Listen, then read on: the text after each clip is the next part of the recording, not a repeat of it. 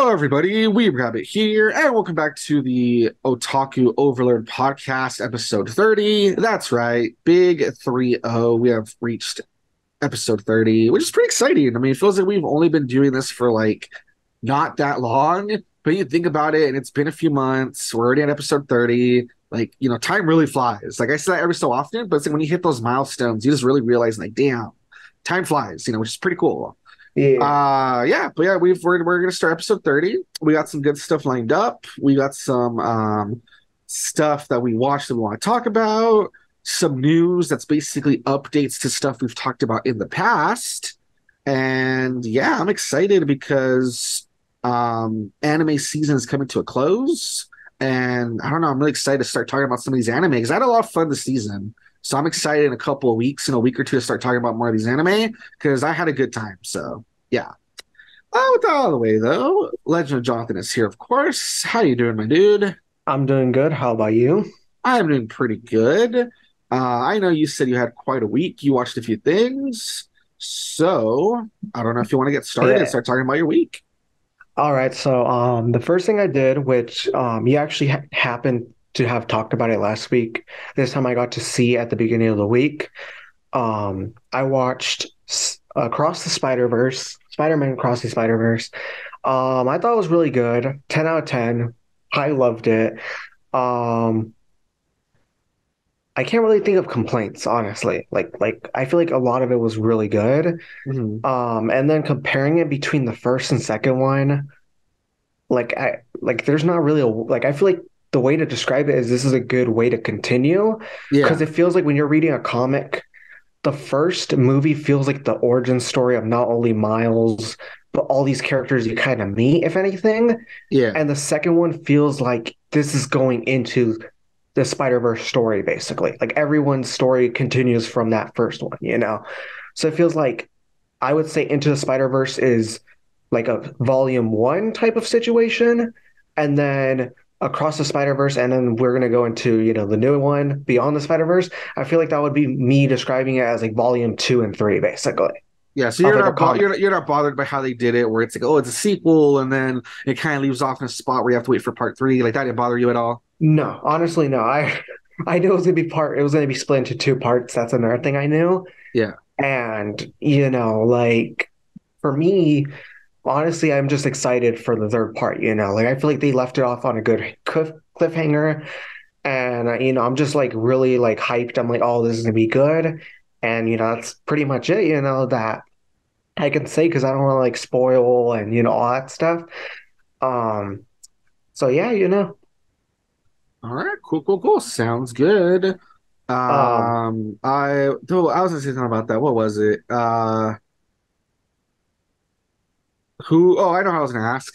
After watching it, who was your favorite character from this new one? oh my God, that's actually a good question because I'm thinking. Um, it's actually good. It's either between like because it's three people, but I feel like it's because they're so good. I think it's either Hobby or one. If I had to choose like two people, it's between those two, honestly. Like, Okay. And uh, for anyone who uh, doesn't know, just Hobby Brown is Spider-Punk, the guy that it's the Spider-Man runs around with like the mohawk and the guitar and stuff. In case someone doesn't know, but yeah, Spider-Punk's pretty cool. yeah, he shows up. Yeah. Yeah, Um, real quick thing before sorry to interrupt you, but right now you're talking about Spider-Punk.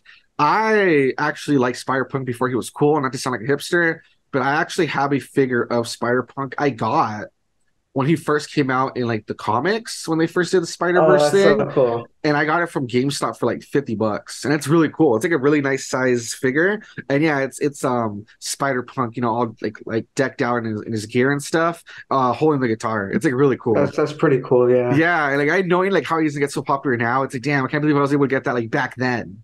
You know what I mean? hmm Before the movie came out and stuff, before he got popular. So I just want to throw that out there. Pretty cool. But yeah, I really like Spider-Punk. He's a really fun character. Like he doesn't have that much screen time, but he's really fun. I loved him a lot. I thought it was pretty cool. Pretty funny too. Yeah, yeah, And, yeah. and then Gwen, same thing. I kind of liked her because it gives you that alternate like view of if you haven't read the comics, guys, like her origin story is different from Peter and all the other ones, where same thing gets bitten, but then someone dies close to her, and it's not like a girl, it's like a guy character, stuff like that, you know. And I thought that was a pretty interesting take that, you know, it's like it's just like it's not only a gender swap, but it's like a character swap too, you know. Hmm. And then with Paviter, Parker, I thought he was literally super funny because like, you know, Yeah, like obviously I really like his costume too. the way they put his costume here, because I know in the comics it's just more similar to Yeah, it looks almost like like the original. Spider-Man, but with like a few differences. Like here, it's way Hmm. cooler. It's really cool Yeah, like the how fact they that his adapted it. hair is flowing out, the yo-yo things was pretty cool.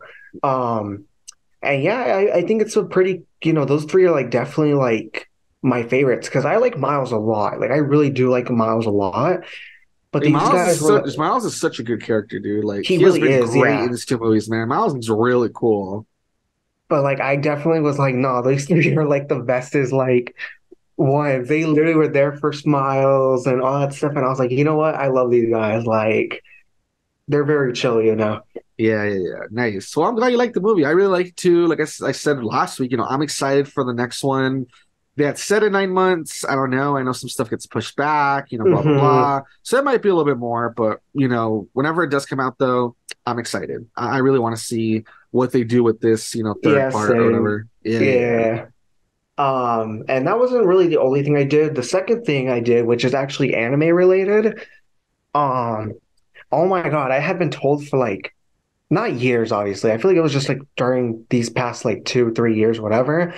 That I should watch Neon Genesis Evangelion, which is a mecha anime, but not just a mecha anime, but it's a crazy one. Um, I decided to watch the first episode and I thought it was pretty good. But like from the start, I ended up hating everyone. Oh, jeez. So I was like, no, yeah, like I already know a bunch of the stuff. But like even then, from first impressions, like trying to like not go in with all that knowledge, I'm like, no, everyone sucks. Like that first episode, I'm like, no, y'all suck already. Oh, wow. Um, so yeah, yeah, I'm just like, no, y'all suck. Never mind. But I thought it was pretty good.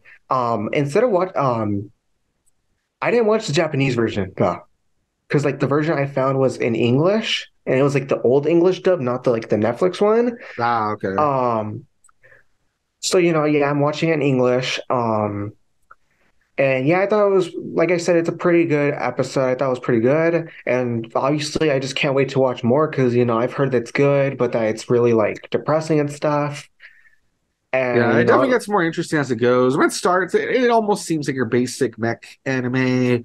with the Oh, protagonist stuff, yeah, yeah, and like you gotta use the mech. You gotta save everybody, and there's a threat, and here's the crew, and stuff like that.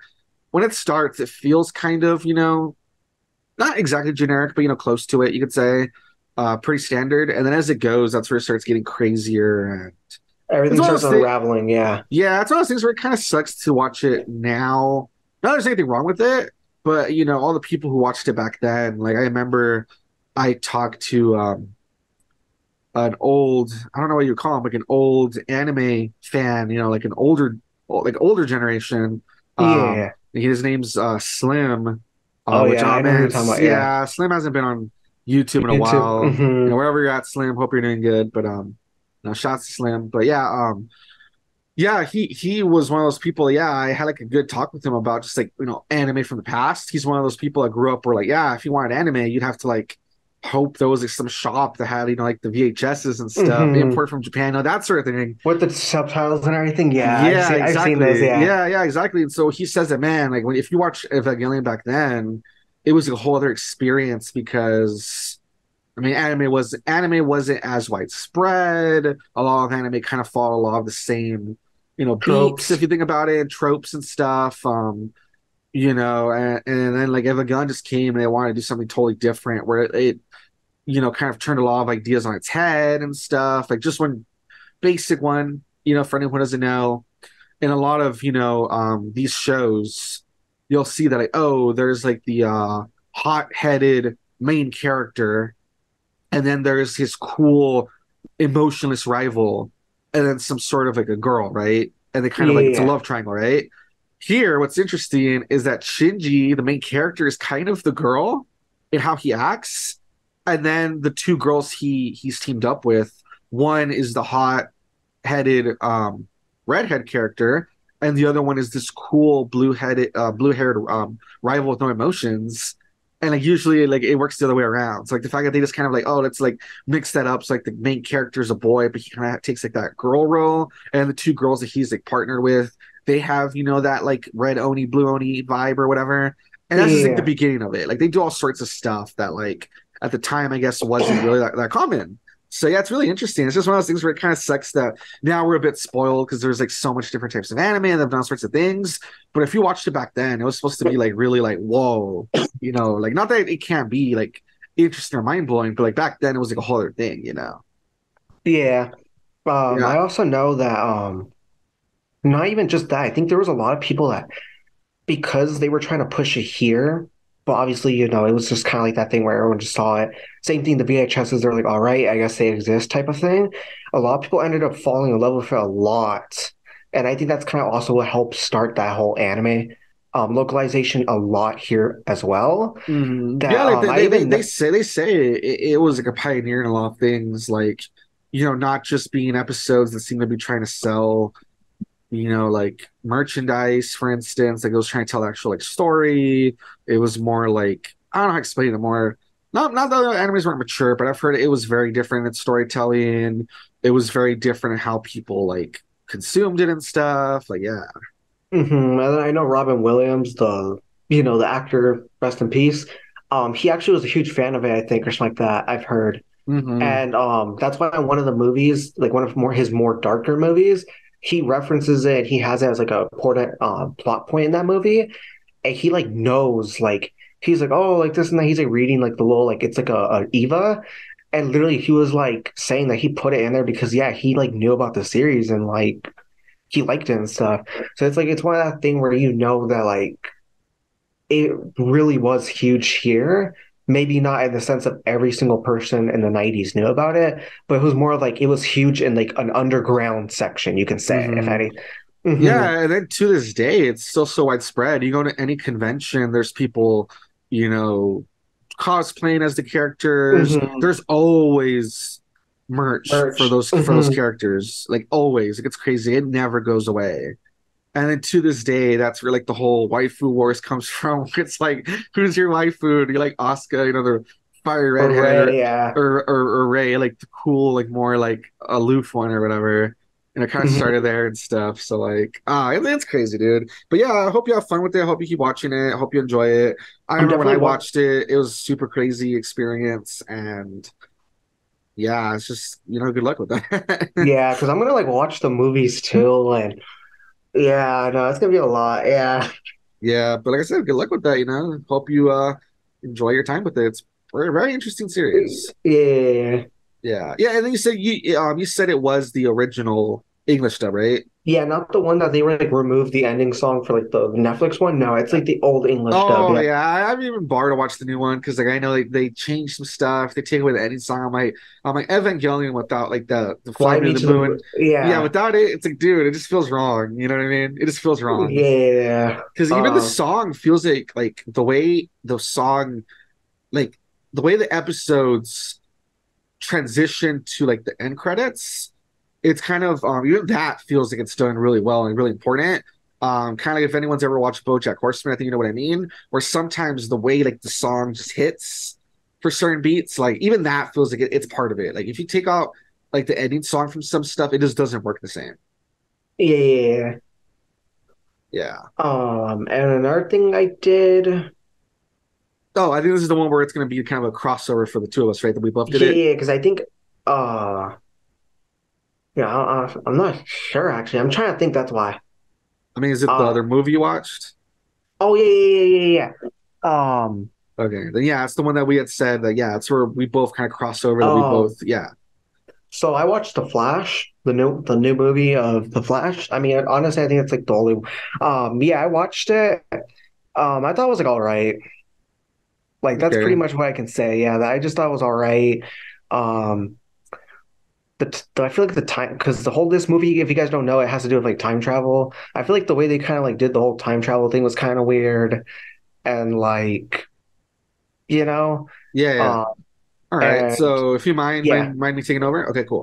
yeah, Yeah, so I also watched it. So this is something where, like I said, there's a bit of crossover. We both watched the movie, and I agree. I think the movie was way too hyped up. I think Warner Brothers made it sound like, oh my God, this is like the best movie since like the Dark. I remember they even says the best movie since the Dark Knight, and like, oh my God, it's like, a game changer and stuff, and it was not at all. Like they overhyped it way too much. Um, they made it sound like, oh my God, like after you watch this movie, not only is it gonna be like a big deal, but you're totally gonna understand. Like they made it sound like it was super necessary. Like if they didn't have this movie, you know how they're gonna like reboot the DCU or whatever with like yeah, which yeah, they made it sound like no, we need this movie because if not, it wouldn't make sense. It didn't make that much of a difference. Like if they hadn't had this movie, they could have literally just started wherever they're gonna start and it would have been fine. Like this movie does not feel so important. It doesn't feel like some of those Marvel movies where it's like, oh shit, like if you miss, I don't know, like if you miss Infinity War, then Endgame will feel kind of weird, you know what I mean? yeah, yeah, It's kind of like it's not like that, where like you feel like you need one or the other one doesn't make sense, or like it doesn't feel as impactful. Like it doesn't feel like that. Like it's really ridiculous how much they hyped it up. yeah, Yeah, so for anyone who doesn't know, I'm only gonna talk about stuff that you can see like easily in the trailers or stuff that was very widespread. Basically, the whole point of the movie is that the Flash, Barry Allen, for whatever reason, this is something I don't understand either. For some reason, even though he's been the Flash for like a while now, randomly he's like, no, I can't deal with the fact that my mom died. I need to go back in time to save it. It's like, why is he barely doing it now? I don't really understand. You think he either would have barely, I feel like one of two things. Either he should have done it when he first got his powers, or in the movie, they show his dad's going to go to court and because he got blamed for Barry's mom's murder or whatever, or it would have made sense that like, oh no, my dad, he's gonna get put like on death row or something, and I'm so overcome with grief that I need to like change things. But like no, it's just like out of nowhere, man, I need to go and like change the fact that my mom got killed. Which I'm not saying like yeah. that's That not was good. it was weird. Yeah, Yeah, not saying that's not good motivation. Of course, you want to save like your mom, but it's weird that he didn't try it when he first got his powers. And the reason he did it wasn't something super devastating, like, oh my God, I'm at the end of my rope, like last resort. It's just like, no, he just suddenly had the idea to do it. So that was weird. yeah, But that aside, point is, yeah, so he decides to, run real fast, go back in time so he can stop his mom's murder. And so basically the movie's about how he tries to do that, but due to some time shenanigans, he ends up getting stuck in the past, and he basically ends up teaming up with his 18-year-old self. I don't know how old he's supposed to be now. Add 10 years, maybe he's 28. I honestly don't have no idea. But let's just say, he's somewhere like in his late 20s or something. I don't honestly, I have no idea. Point is, he teams up with his younger self, and he teams up with his younger self because he realizes that by changing the past and saving his mom, somehow that has rewritten the universe so that none of the Justice League exists except Batman, who is now the Michael Keaton Batman, and instead of Superman, it's Supergirl. yeah. It was yeah, And basically, he knows that General Zod's going to attack, so he's like, "Oh my God, I gotta find these Justice League members that do exist, and we need to team up and we need to stop Zod." And that's the majority of the movie. And like you said, okay, I'll talk about my complaints first, and I'll talk about the stuff that I thought was fine.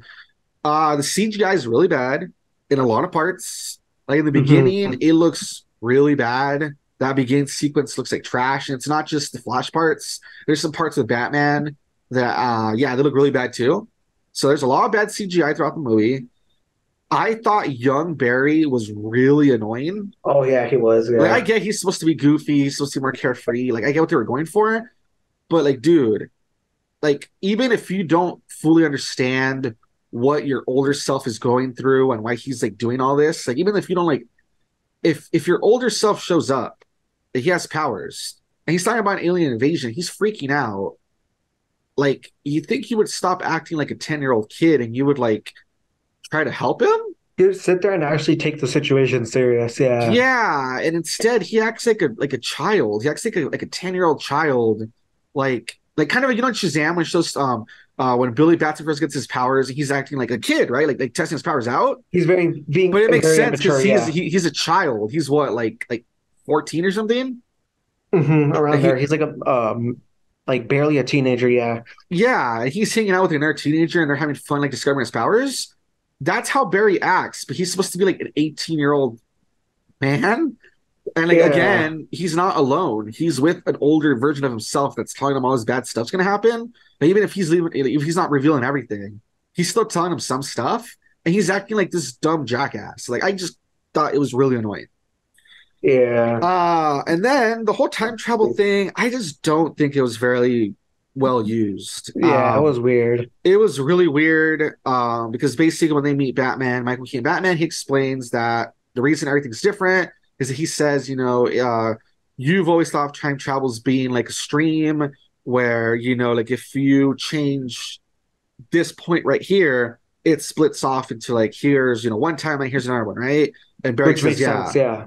And then he says, no, the way it actually works, and he makes like an intersection, so it's like an X. He's like, if you change this intersection right here, what happens is it changes everything going towards like the future, and it changes everything going towards the past. And basically, it rewrites everything.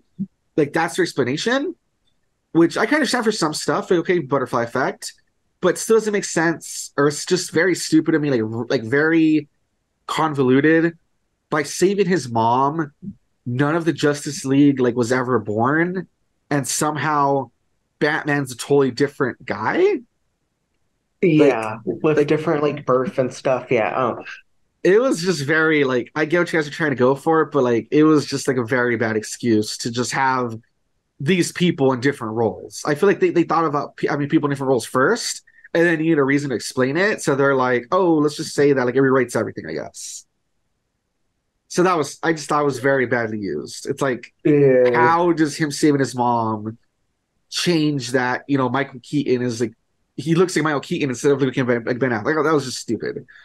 And then that's the bad part too. That these people that he meets, the Batman, Michael Keaton, and the Supergirl. I don't know what this girl's name is, unfortunately, but this new Supergirl, like they don't really serve a purpose. They're kind of just there to be there.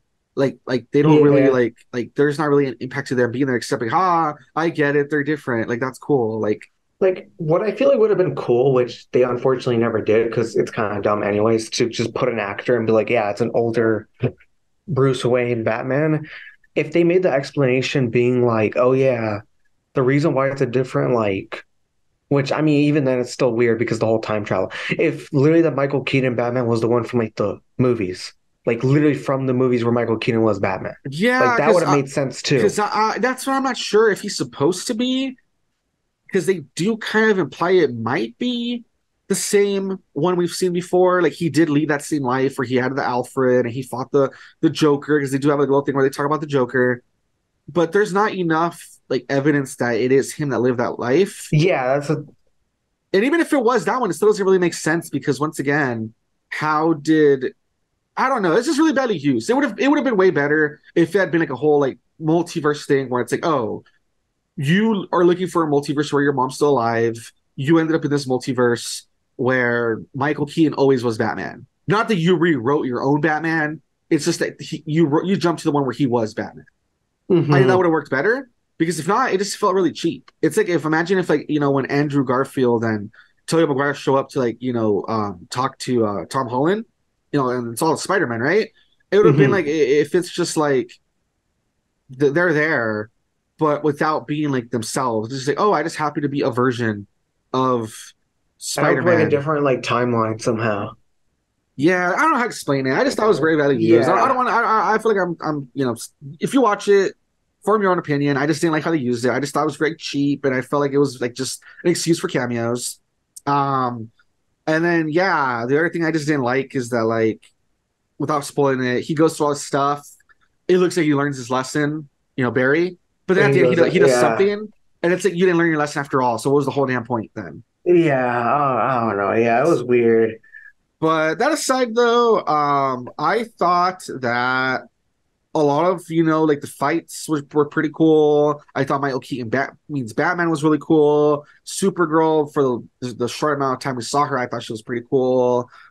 Um, I thought that how they actually explain Barry's like origin of how he got his powers, to actually show that. I thought that was pretty cool, because we didn't really see it before. So it's like, oh, that's how he got his powers. Okay, like they set up the origin without having to do the whole origin story, which is pretty cool. Yeah. And yeah, I don't know. Like I thought the fights were cool. I thought, a lot of like the superhero stuff, like his powers and everything were cool. Batman was cool and Supergirl.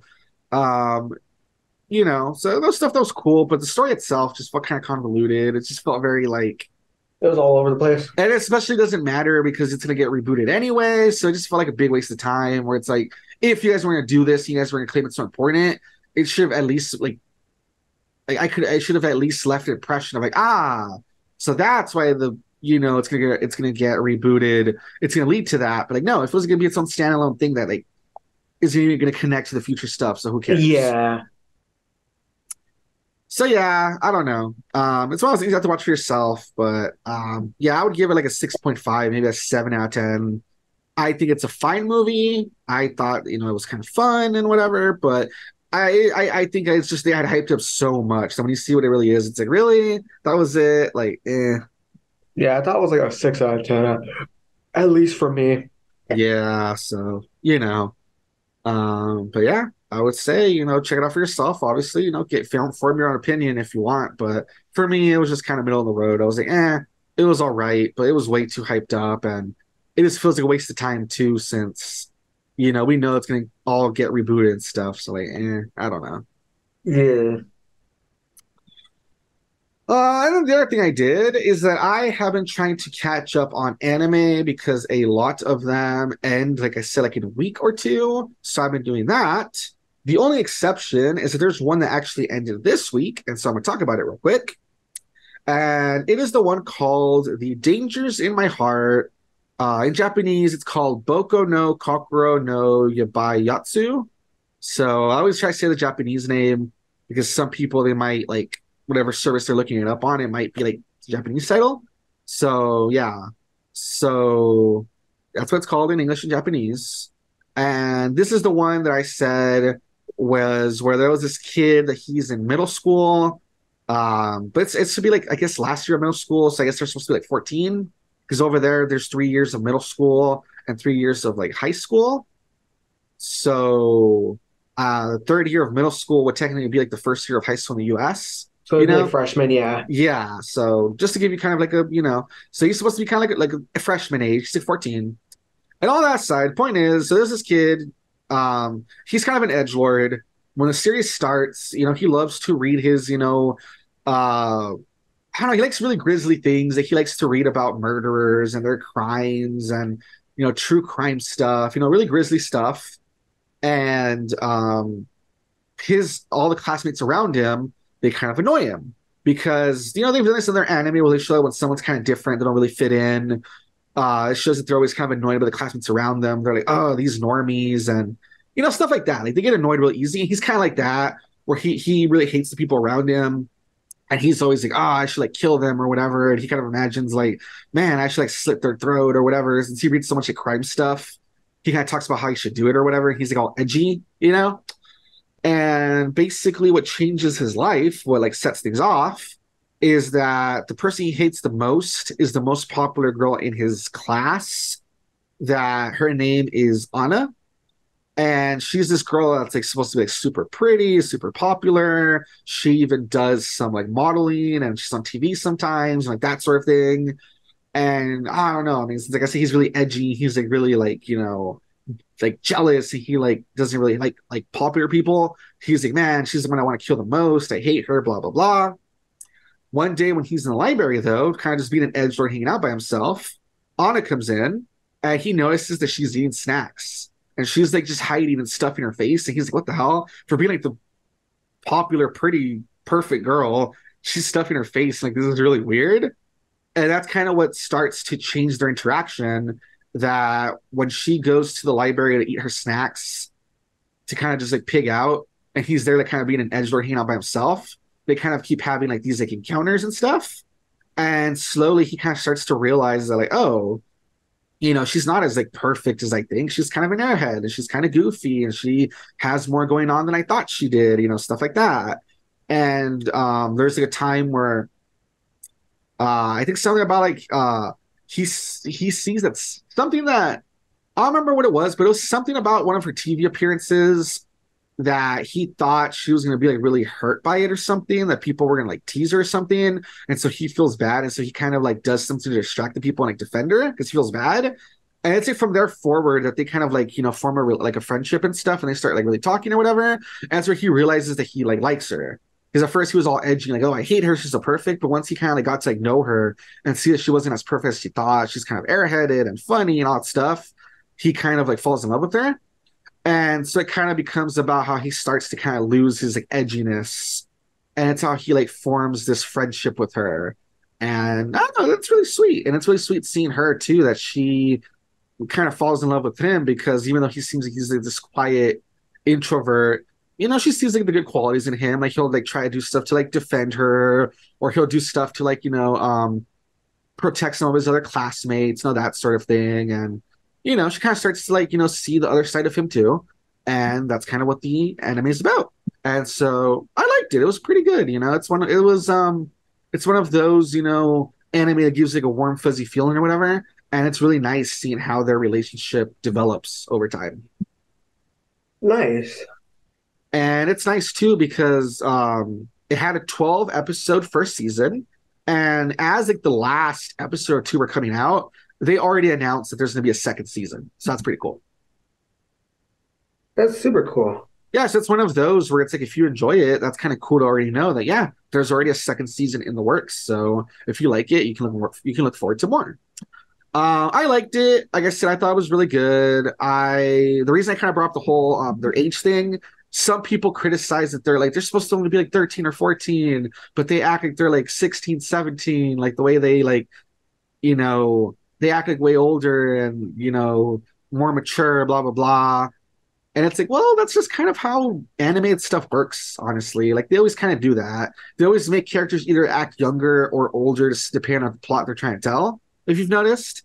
Yeah. Like, that's just the way it works. I mean, is it kind of weird that, like, these, like, what would be freshmen are acting like seniors with, like, how, like, the relationship develops and, like, the way they're acting? I mean, it's kind of weird, but that's just kind of the way animated stuff works. Like, it never wants to, like, I mean, because if they were to really act like little kids, then like stuff wouldn't really progress, or like, you know what I mean? Like even like kids cartoons do that. You know what I mean? Like they're supposed to be like 8 years old, and it shows them like hanging out like all over town by themselves and like putting together all these like plots and stuff. Because like if they actually had them act like little 8-year-olds, where like they like rely on their parents for everything, like nothing would ever happen. You know what I mean?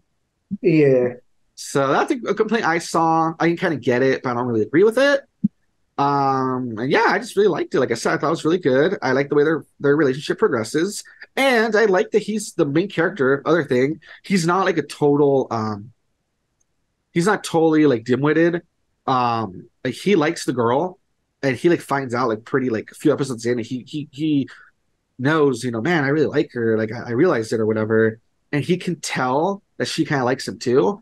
So his thing is just like that, like near the end of like the season, he's like, do I have a shot with her? Like that's his thing. It's like trying to figure out, do I have a shot with her? Would we be able to make it work? Versus like the whole, oh, I don't know if she likes me, or like I can't like, accept my own feelings. I thought that was kind of nice too, that he was a little bit more in tune with stuff compared to some protagonists that are just like totally like dim-witted, you know what I mean? Yeah. Yeah. So yeah, I would give it like I don't know, I'd give it like an 8.5 out of 10. I like it. I like it. I think it deserves a pretty high score. And once again, it's called The Dangers of In My Heart. If you want to watch it, it's over on High Dive.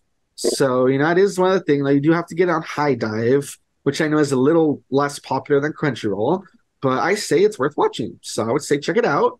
And especially since there's a second season, it might be worth it. It might be worth, catching up now before the second season comes out. Yeah. And yeah, that's basically it for my week. Like I said, though, a lot of anime are coming to a close, so look forward to that in the coming weeks. But for now, that is my week, though. So yeah. Alrighty, with that out of the way, jumping over to the news. I said near the beginning, the news stories are kind of like updates from stuff we've talked about in past weeks, which is kind of interesting. Like you'll notice that it's like, we had mentioned this thing, and it's kind of like an update to it. So the first news story, as the title of the article states, Persona 5 Tactica announced for Xbox Series, Xbox One, and PC. Then it says, in little brackets, update, PS5, PS4, Switch, and Steam. Damn, it's coming out on everything. Yeah, so that's what I'm saying. Last week we had a story where we talked about how all this Persona stuff got leaked, where before Microsoft even had their little showcase thing, it got leaked that Persona 3 Reload was coming, as well as this Persona 5 spinoff. And now that, Microsoft actually had their showcase, they announced some games. I'm not really going over the showcase because there wasn't really anything that I'm too interested in. Like, there's stuff that looks fine, like what is it, Starfield or whatever, but it remains to be seen. I'm not really trying to, get all hype over it because it's such a huge game. It could be another Cyberpunk where it comes out all buggy and it takes a while for them to, actually, fix it, so I don't want to, get too hype over it. Yeah. But yeah, the Microsoft showcase was okay. It wasn't that great. What I did like though was, of course, they confirmed the Persona stuff. So the important thing to know is that yes, it's going to come out on all systems. The other important thing is that it's due out on November 17. So that's pretty cool that we're getting it this year. I think that's pretty cool. And they give us a little bit of the story. So I just thought I'd kind of, read the story real quick. Kind of give a little synopsis. So it basically says, story. Nearing graduation, the members of the Phantom Thieves of Hearts gather at Café LeBlanc on a snowy day. Then suddenly the world shook and something unusual occurred. A strange light began to illuminate from the doors of the cafe. Cautiously opening the doors, what awaited the group was a new, never-before-seen world. In a town reminiscent of medieval Europe, Joker and the gang were attacked by a mysterious armed group. Right when they were facing certain doom, they were saved by a person who goes by the name 𝐿 the Revolutionary. In return for saving them, she asked for their help in her revolution efforts. Will the Phantom Thieves take up her offer? So that's basically the story for this one.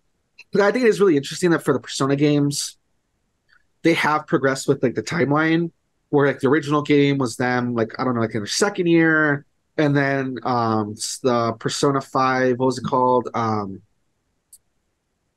my god, why can't I remember Strikers, thank you. Strikers was supposed to be them meeting up almost about a year later or something, during another break they had, and this one says it's near graduation. So I like that it is showing that time is passing and they are still hanging out together and stuff, which I think is really fun.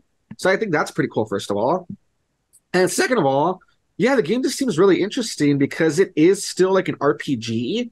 But if you look at the gameplay footage and the images and stuff, it's very much the game that comes to my mind is the Mario and Rabbids. Yeah. Where it's still turn-based, but it's kind of a grid where you behind stuff and you have to get close to attack your enemies and stuff. So it's that, where it's a tactical RPG sort of thing, which makes sense. It's called Tactica. But yeah, it looks really interesting using the Persona style of gameplay, those attacks and stuff, and these characters in that setting. So I don't know. I think it looks really interesting. I do think the art style is weird. I don't know why they're using the chibi art style. I understand when they were using it for the 3DS games. Because those spin-offs. The Q games, yeah. Yeah, because those spin-offs, and I don't know, maybe because it's a handheld, it just made more sense. I don't know. But here, if it's supposed to be a console game, I don't really know why they're using that style, especially since Strikers didn't use that style, so I think that's kind of weird. But it is what it is. I mean, whatever, I guess. But yeah, it just looks really interesting, and I really want to try it out when it comes out. I really want to see what's up with this game and how it ties into the Persona universe, I guess. I mean, it might just end up being a spin-off. It might just end up being its own thing. Even then, I mean, whatever, I still want to try it out because, like I said, the Persona characters and moves and stuff in this style of gameplay still seems pretty interesting, you know? Yeah. But yeah, it's pretty cool. It's coming out to all systems and it is coming out at the end of the year. So that's pretty cool. So I would say if you like the Persona stuff, you know, check it out and look forward to it. I The whole Quage thing, I yeah, I then the next news story, once again, it's another update. If you guys remember last week, we talked about how there was going to be a Shadows of the Damned remaster, which, you know, is a game by Grasshopper. And, you know, it's a studio that's famous for the Suda51 games like No More Heroes. And basically, if you remember, we said that they had announced there was going to be a remaster, and then there was going to be a Grasshopper Direct, where they're going to talk more about, you know, Shadows of the Damned, and they're going to talk about some other stuff. So it's pretty cool that, yeah, there was like an 11-minute Direct where they just kind of, you know, did all their weird, crazy stuff. It was really wild if you watch it. It was a kind of balls to the wall. And they showed, you know, gameplay. And they showed, yeah, I don't know, they kind of celebrated Grasshopper by showing off like stuff they worked on in the past. They showed and talked about how they're going to do the remaster of Shadows of the Damned. And then at the end, which is what the story's about, as the title of the article states, Grasshopper Manufacture teases new game in Grasshopper Direct 2023. So sure enough, in about the last minute, they go into this room where Suda51 is just sitting there on the couch playing a video game, and you get to see like the game for like a couple seconds, and then, you know, he puts the pause screen and he kind of covers the screen and blurs it so you can't see what like the main character looks like. And yeah, it just looked pretty interesting. If you look at it, it looks like he's in some sort of like a forest. And then people notice that if you look at the UI, it says that it has sections for like health, blood, 2 different weapons, ability, button mapping, item slots, photo mode, all sorts of stuff like that. So people are really wondering what the hell the game's going to be, because it sounds like it has a lot. Like a lot of the games up to now, they've always been pretty basic. Like they've been like really character action games. Like if you think about even like No More Heroes 3, which is like pretty complex, it's like, you know, directional pads for like different moves, plus, you know, like an attack button, a jump button, a block button or whatever. That's basically it. like simple stuff, yeah. Yeah, but for this one to have like 2 different weapons and ability slots and all this stuff that I mentioned, it sounds like it's like pretty complex. So people are just wondering what it could be. Some people are wondering if it might be the game that they had said that Suda51 was gonna cross over with Swery, which is another, you know, big Japanese game developer. They say like maybe this is the game they were going to work on. I think it's called like Hotel Barcelona. Other people are like, hey, maybe there was this game they were supposed to make called Lily Bergamo. And I think they said like, no, we ended up scrapping that and using ideas from that for Let It Die, which is the game that was kind of like Dark Souls. People are saying, oh, maybe they are going to like bring that back after all. But we don't know yet. But just knowing that they're working on a new game, I think that's pretty cool. I always enjoy the games that Grasshopper makes, and I always enjoy the stuff that Suda51 makes. I think he's like a really creative, really weird guy with like really interesting games. So basically, I'm looking forward to it, you know? Nice. Yeah, so we'll have to wait and see. Who knows when they'll give more information. But for now, pretty cool stuff. And like I said, we'll have to wait and see. But I'm excited because if this isn't the Hotel Barcelona, then at the very least, we know they have 2 new games coming up, plus the Shadows of the Damned remaster. So, you know, pretty cool that they have a lot of projects in the works. That's pretty exciting. So there you go. Yeah. And finally, our last news story has to do with an anime and manga series. As the title of the article states, Oshi no Ko manga circulation doubled after anime's premiere.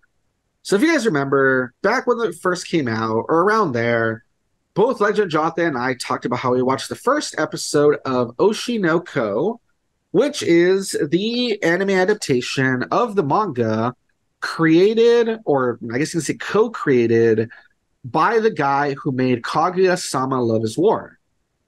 Basically, he doesn't draw it. I think he said that he retired from drawing after the Kaguya-sama manga, but he's still like the one who's like doing the story, from what I know, and he's working with another person who's drawing it. All that aside, basically, we did talk about it though, and if you guys remember, we said that we weren't going to spoil it, but it's a really interesting premise having to do with a idol and this guy who's trying to take care of her, and it involves how far did we get to? What did we like talk about, not talk about? Actually, I don't remember. I don't I want to. remember. Ah, crap. I Oh, don't remember. wait. We all we mentioned was the fact that like something involving like a doctor. That's as far as we got, and like I think that was it. I don't remember how far we mentioned it. Damn. Okay. Well, regardless, don't worry, guys. The point is, I know we're being very vague, which kind of sucks. It's just that we don't want to spoil it because it's one of those things. If you go in blind, the better. However, I think this anime is supposed to end like in like 2 more weeks. I think like 1 or 2 more weeks. So we will cover it at that point, and we will have spoilers for it. Don't worry, in case you guys are like wondering what the hell we're talking about because you haven't watched it yourself. You're interested. For now, all I want to say is the point is it has to do with an idol. It talks about how dark the entertainment industry is in Japan, Mm-hmm. and it has a lot of twists and turns, which makes it really cool. We'll leave it at that for now. That aside, what's really cool is that a lot of times when they make an anime adaptation, it's supposed to be to kind of promote the manga. That way, Mm-hmm. it's kind of like, hey, if you like the anime adaptation, go read the manga so you can like see where we left off. A lot of times, I mean, nowadays it feels like the anime is its own thing, right? But back in the Mm-hmm. old days, especially, that was kind of the point of an anime. They were supposed to be to like, promote the manga, and it was supposed to be like, go check out the rest of the story, sort of thing. Mm-hmm. These days, not so much. The anime is kind of its own thing. But regardless, what I'm trying to circle back to is that it's kind of cool that kind of like in the old days or whatever, it's really cool that the anime did help promote the manga so much that Mm-hmm. if you read That's the true. story, it's the circulation jumped from 4.5 million to 9 million in under 2 months. That's crazy. Like literally when the manga it says it says right here the manga had 4.5 million copies in circulation in March. So that was prior to the anime, Mm-hmm. debuting. And then it says that as of May 31st, it has 9 million copies. That's crazy. So that's one of those things where it's really cool when that happens. I'm like, congratulations to the mangakas and whoever else is like, you know, working on this stuff. It's really cool when an anime does so well that it really does lead to like the manga like selling more. Like I think that's really cool because it doesn't always happen. Like sometimes the anime comes out and people only watch the anime. They're not like interested in watching, I mean, reading the manga. But Mm-hmm. when it is like that good that people are like, oh man, I gotta go like catch up on the manga, see how it's different, and like I can't wait for the second season or whatever. So I want to like, go see where the story left off and stuff. Like I think that's really cool. And so like this case, the fact that that happened and that they doubled their sales, like good for them. I think that's really cool. So that's kind of why I want to share the story. I think that's really cool that that happened because it's true. A lot of series that as of like now, it's not really common anymore that a lot of the manga gets like there's more circulation around it anymore. People usually like, yeah, I watched the anime, and it's like, have you read the manga before? And they're like, no. Yeah, a lot of people. Why would I do that? And it's Yeah, like, a lot of people are anime only. You know what I mean? mm-hmm. Because, like I And said, it feels like these days anime is such a big industry that anime is almost like a separate thing. So it doesn't like mhm. it's not as like direct anymore, like connected. But the fact that it is connected, pretty cool. Yeah. But yeah, so I just wanted to say that I think that's pretty cool. And like I said, the anime should be ending like in a week or two. Which at that point, in case you haven't checked it out yet, and you kind of may want to hear how the season went, what we think about it. If you don't mind spoilers, because you want to know what's happening, because maybe you're like, I don't know what in the hell you guys are talking about. You guys keep like not explaining anything. When it's over, there will be like a spoiler review where we'll talk about like here's what happens, here's what I thought of it, all that stuff. But hey, like I said, I think you should check it out blind if you can. Go check it out. Right now is a good time to catch up. That way, if you watch all 11 episodes or whatever, when we do our spoiler review, yeah, you can see if you agree or not about what you thought about it. So, yeah. Yeah. Alrighty, that is it for the news, though. Pretty cool that we were able to do some updates to some stuff we've talked about. Good stuff. Um, yeah, it kind of sucks. I just saw another news story that just came in. We'll have to see that for next week. That's going to be an interesting one. If you look at what I'm talking about, I'll point it out to you real quick. Oh yeah, I see, I see, I see. Yeah, that's Yeah. going to be an interesting one to talk about next week because unfortunately, right Yeah. now we're already running out. We're kind of like running long, and I want to get to the topic of the week. But that's going to be an interesting one for next week. So we'll see how that goes. Definitely. Yeah, yeah. Boy. Jumping on the topic of the week. The reason I chose this one is because all of this talking about the Flash and well, that and Spider-Man. Except you know how in Spider-Man we said we think the multiverse thing was used good. Well, in the Flash, like the time travel was used kind of bad.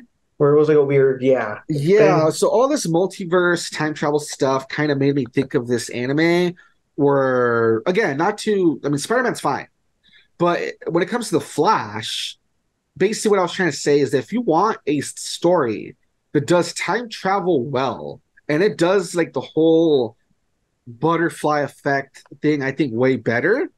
That's where this anime series comes in. And the anime series, that's the topic of this week, is Steins Gate. Oh yeah, I've heard of it. Yeah.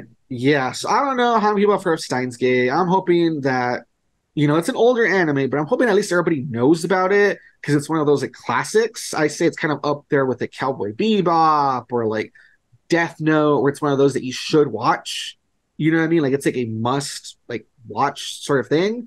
The way that Cowboy Bebop is kind of like an action comedy series, you can say, and then Death Note is more of like a psychological thriller mystery. I think this one perfectly covers like the science fiction genre. If you want like a really good science fiction anime, I think this does it. You know what I mean? Yeah, yeah. So Steins Gate is an anime that oh man, at this point it's getting up there in years. It came out in 2011. Damn. Yeah, so it's over 10 years old, but trust me, it's really good. Came out in 2011. It's a 24 episode series, though it does have some OVAs and movies and a sequel series, but focusing on just, the original Steins Gate, the original 24 episodes. Steins Gate's really cool because basically it is about this self-proclaimed mad scientist that his name is Rentaro Okabe. And Yeah. basically Rentaro, he is like the leader of what he calls the Future Gadget Laboratory, which is literally just like an apartment where he hangs out with his friends. And basically it's about how like, oh, we do like experiments and like he is smart. He can make stuff, right? Yeah. But when the series starts, they're not really doing anything too serious. They're just kind of hanging around, goofing off. Mostly, he plays the whole mad scientist thing if you watch it, because he has this friend named Mayuri Shina that she's Yeah, like yeah. short, she has like big eyebrows, she always wears like a little hat. She's really cute. Her catchphrase is "do do do." If you That's watch, funny. yeah, because like there's like those little capsule toy, and when she gets excited, she goes "do, do." I don't know. You just have to watch it. Point is, in order to cheer her up, he always acts like he's a mad scientist and all this stuff, and he has like this whole role play going on where he has her prisoner, and they do all these experiments and stuff. So, like I said, when the series starts, they're just kind of goofing around. However, after attending a conference about time travel, um, he basically meets. I'm trying to like say it without like really spoiling stuff. How can I say it? Basically there's this conference on time travel, and that kind of encourages him to talk to this girl that she's a student called Kuriso Mikase, and basically she's a neuroscience researcher, and Yeah. together they basically I'm trying to kind of avoid some stuff. Basically they're try they end up he ends up creating time travel.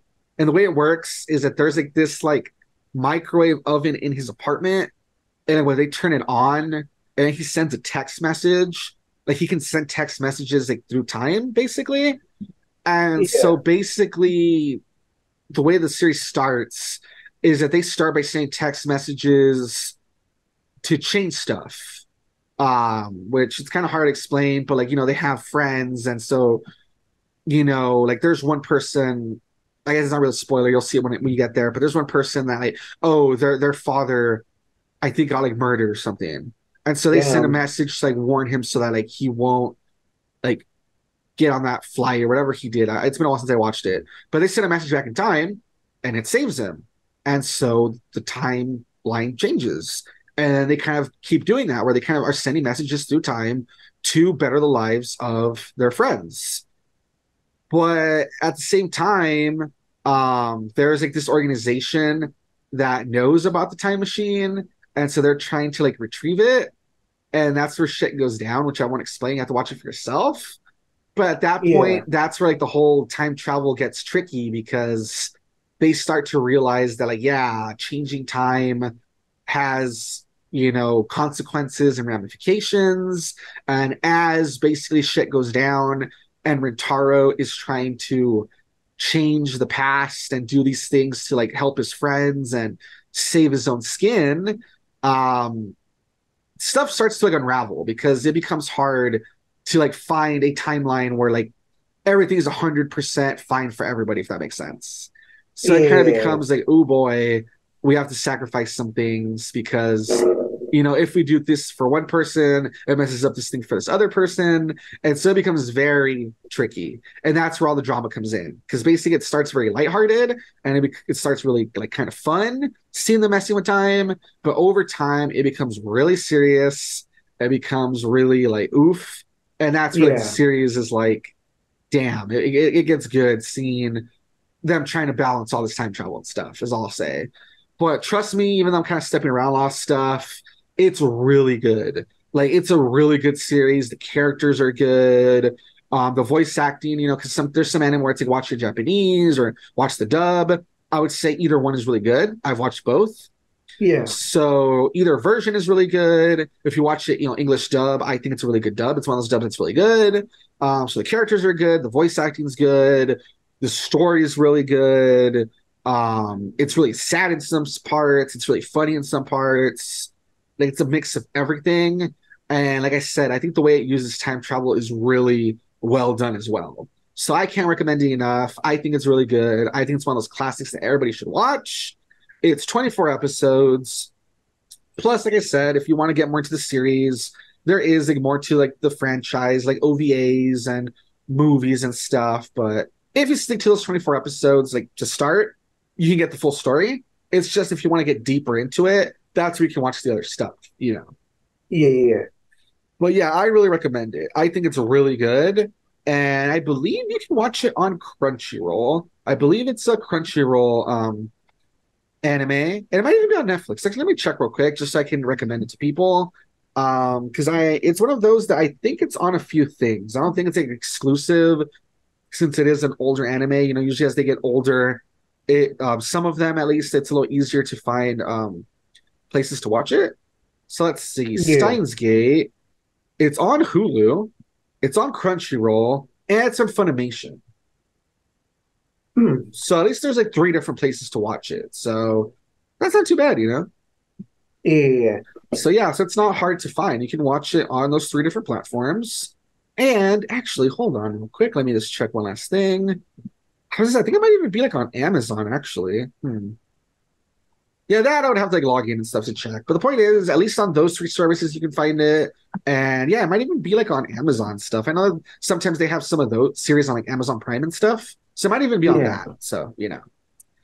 Nice. But yeah, there's a reason that I'm actually checking on my anime list right now. It's the number three highest ranked anime. That's crazy. Like that's how good it is. Like people consider it like the number three highest ranked anime. Like a lot of people like it. It's really popular. So if you have not watched it, I really recommend it. It's really, really good. Nice. Yeah. So there you go, guys. If you want time travel done right, Steins does it. So there you go. Alrighty, guys, and that's going to be it for this episode of the podcast. Hopefully, you guys enjoyed and had a good time listening to us ramble on about these things. I know Legend Johnson's going to keep watching Evangelion. So, like I said, hopefully, you have a good time with that. Thank you. Yeah, meanwhile, I'm going to keep watching the anime that I had brought up before, plus maybe some other ones. I don't remember if I ever brought them up. Yeah, I'm going to keep watching that stuff because a lot of them are coming to a close. And I know I mentioned it at the end of last episode. Still no word from Nintendo if there's Nintendo Direct, but I still have my fingers crossed. I'm still really, really hoping for some sort of news. No, I hope I, so too, man. Like, I don't know. Maybe I'm jumping the gun. Maybe I should like be more patient. Well, I mean, I am being patient, but maybe I'm jumping the gun by expecting it every week. Maybe I should have like put it off to the side and expected it until after Pikmin comes out. But yeah, yeah. I don't know. We'll see. The point is, I just hope we get news soon because yeah, like I said before, we don't really know what's up with Nintendo for the rest of the year. So I'm just hoping for some good stuff, before the Switch dies off or whatever. Yeah. All right, guys, that's it for this week. We will try our hardest to be back next week with another episode. Hopefully, you guys will tune in. Thank you so much. And this is where we say goodbye. Bye bye. Bye bye.